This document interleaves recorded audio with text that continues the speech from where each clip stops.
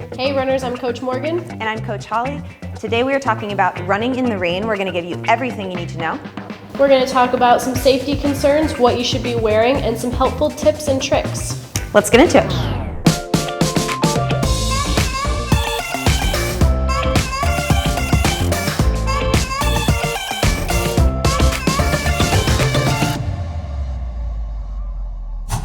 All right, so as you can see, Morgan and I have all of our running in the rain gear right out here. We're going to be talking about everything in detail. But first, the main goal of our rain gear is to be protected from the rain, to stay warm if it's cold out in addition, and then mostly to be safe. So not getting hit by a car would be solid in the rain. That's key, it really is. So we're gonna break this down from head to toe with our favorite stuff. We're gonna tell you where it's from, why we chose it, and all of that good stuff. Before we get into that, in the concept of protecting you from the rain, there are a lot of technologies out there. Some things are water resistant, so they keep it away for a little bit, but eventually it does get through. And then there's waterproof, which ideally is totally keeping the rain separate from your skin through your run. One technology that's pretty well known out there is Gore-Tex technology. They have a guarantee to keep the rain away from you. They also guarantee to insulate you from the cold and protect you from that wind in a lot of their products. We were sent some stuff by a company called Gore, which we'll be showing you throughout, and they use that technology in their products, from hats all the way down to the jackets and everything in between. So we really like that stuff because it does a great job of keeping that away. Without further ado, we are gonna start with our gear, starting with the head. Morgan will take it away first. Yeah, and I'm gonna be taking the point of view from someone who's coming from a hot weather running background where I got stuck in the rain a lot. So for my hat, I have two different ones here. One is from Gore, and then I have my other Lululemon hat here. I really like the Gore one because it is completely waterproof, but for me, it doesn't sit on my head very well because this back end here doesn't hold my ponytail. So I have my Lululemon one here. It's got the reflectivity all the way around the front and a little bit on the back, and it just kind of sits nicely on my head. It does. Yeah. Other awesome thing about the hats is obviously keeping the rain away from your eyes and everything, so that's even great for sweating excessively as well too. If you're in cold weather, this is one of my favorites, just a little, I'll put this on smoothly, little ear cover that also has a layer out on the outside here that is waterproof. So I just pull that up. I just wore this for a really long race, 50 miles. And this kept me warm the whole way through, kept rain and snow and everything else out from there. So that was awesome. Moving down to the neck. Morgan, you can take it with the buff. Yeah, I have this little buff here, and either I wear it around my neck if it does get a little bit colder out, or sometimes what I'll do is just wrap it up and keep it around my wrist to maybe wipe some water away from my face and stuff like that, or my legs, arms if it stops raining, something along those lines. Perfect. Moving down, we've got our base layer if you need one, which you do. But in the colder weather, that matters a lot more. So for me, I like to pick something with merino wool in it, if that's mainly merino wool. What it's good for is wicking away sweat while also keeping the heat and everything inside. So it'll basically separate the moisture out and then keep you protected, and you actually don't feel that dampness as much. So this is from Tracksmith. This is just a base layer that they have with that merino wool. There's also a company called Smart Wool, which I love. They do a really good job. They have two different density shirts that a lot of runners I know race in and just train in daily. And then for Morgan? So if it's a little bit hotter out, I will go with a tank top that's just moisture wicking, nice and light. If it's maybe starting to get a little bit colder, I will put on my arm sleeves here just to really keep my arms a little bit warmer, but something I don't want like underneath my armpits because I'm sweaty and it's too much. So I'll just put these on here. These aren't waterproof or anything like that, but they do wick away the moisture really well, so I've never really had an issue. I just ran this Lululemon Seaweeds half marathon in the pouring rain this year and wore these, and I didn't have any issues with them, so that was nice. Awesome. All right, moving on to probably the most important part is going to be that rain shell, what you're going to wear on the most outside. I'm going to start with my favorite one, which I've worn for the 50-mile race, as well as several 50Ks and marathons in the rain, and it's been amazing. It's by Outdoor Research, and I will show you guys what it looks like. First off, it's very light, so it doesn't feel like it adds any weight, especially if you're running with a pack or something else going on. This doesn't feel like it really does anything additional. This one's awesome, has the drawstring down below so you can keep it nice and cinched to you. It also has a drawstring under the hood, which is cool, and on the hood to keep everything nice and tight. This one has the hood and then a little extra hard layer there to kind of keep the rain out away from getting in your eyes. The one thing I really love about this jacket, and this was non-negotiable for me, was the zipper under the armpits. So you can be protected from the cold, the wind, the rain, and you can also have space to breathe because you are still working out, you're still running, so your heart rate is coming up and you're obviously sweating. This is my favorite one. Now I have mine from Gore here. This is super, super lightweight. It's got a little bit of stretch to it too, so that's really nice. I like this one a lot. Also, the bright color helps a lot in the weather outside. It's got some reflectivity on the sides here. This also has the hood that you can wrap up. So you can put this up. It's got the, like, not drawstring, that's not the right word. Yeah, like a little bungee in there to keep it tighter to your head. And it has the zippers here that are waterproof. It has the elastic down here at the bottom. Once again, keep it nice and tight to the body so no water's getting up underneath too. Exactly. All right, moving down, we've got our what we wear on our legs. We both have different things that we like to do. For me, I'm always a leggings person, so I'm used to sweating in them. I pick fabrics that are gonna keep the sweat away. Even though I, of course, am sweating into them, the additional rain hitting wouldn't bother me too much in these. So I love most of my Lululemon leggings, but there's a ton out there. Nike has some good ones as well, and then we'll drop our favorites down below. For Morgan? Yeah. Also, the leggings, when they get wet, aren't going to add extra weight because of that moisture wicking technology, which is really nice. You don't want to feel heavier. I personally am always running in shorts all the time.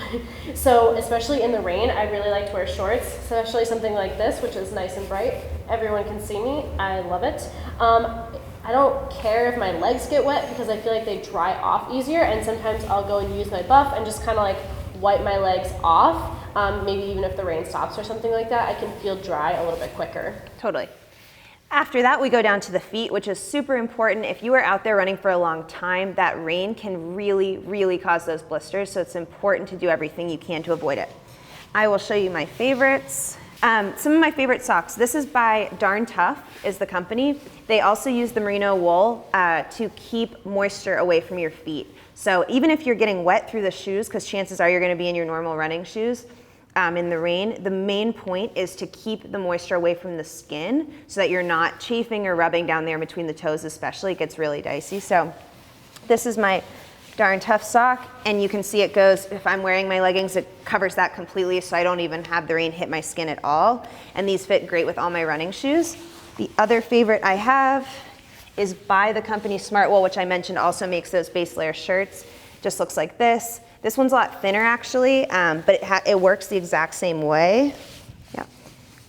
And it also goes up the ankle too. So I just did the 50 miler in these.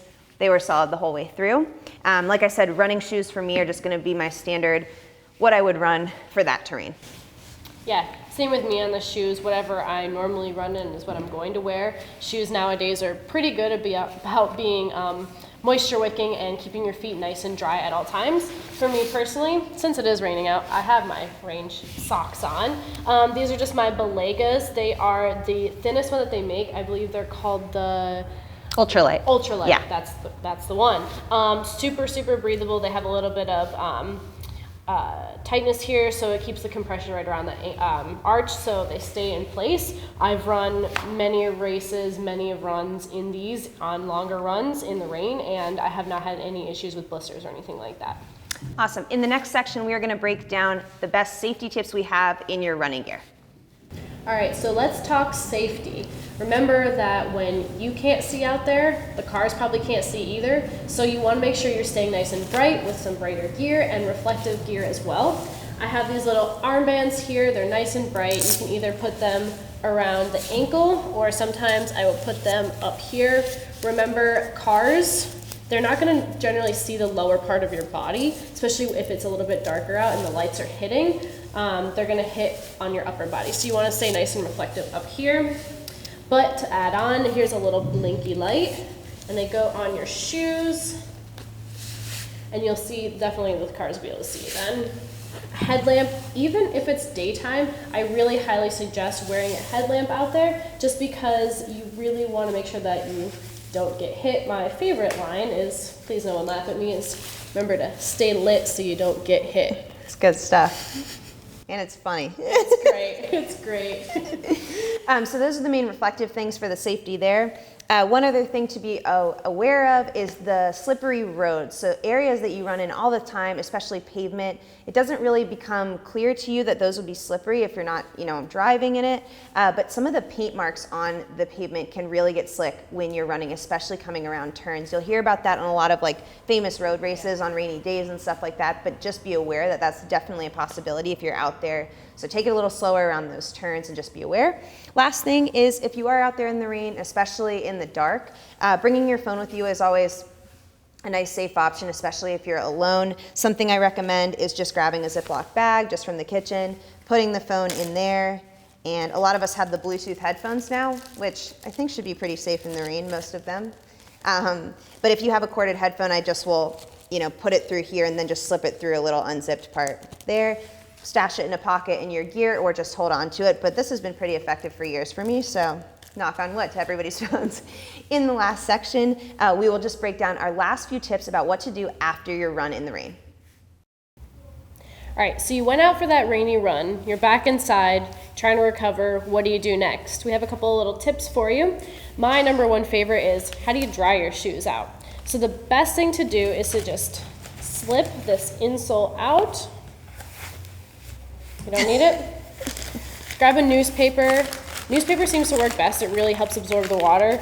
Crinkle it up and just stick it down into the shoe. You can get a couple of pieces in there and it'll help absorb all the water from the outside of the shoe, and you can just let them stand up like this, kind of let the water drain out.